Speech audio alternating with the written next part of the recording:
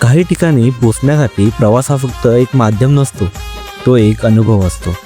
आणि जेव्हा तो प्रवास कोकणातला असतो तेव्हा तर प्रत्येक वळणावर एक वेगळीच जादू दडलेली असते. अखेर पोचलो कणकवली.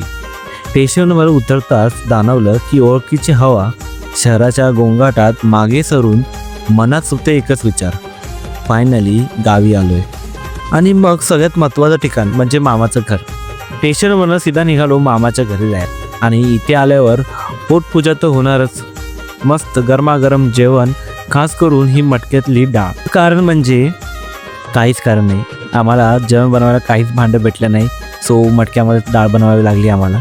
पण एकदम जबरदस्त बनलेली आणि खूप भारी वाटत होती. दिवसभराच्या धावपळीनंतर संध्याकाळचा हा वेळ जणू निसर्गाने दिलेला एक छोटासा ब्रेक वाटत होता. थंडी जराशी वाढली होती म्हणून म्हटलं थोडीशी शेकोटी पेटूया.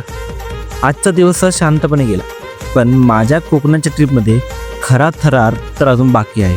कारण पुढच्या भागात आपण जाणार आहोत थेट जत्रेमध्ये. दिव्यांची रोषणाई, लोकांची गर्दी आणि कोकणी जत्रेची खरी मजा. मिस करू नका. भेटूया पुढच्या व्लॉगमध्ये. तोपर्यंत स्टे ट्यून.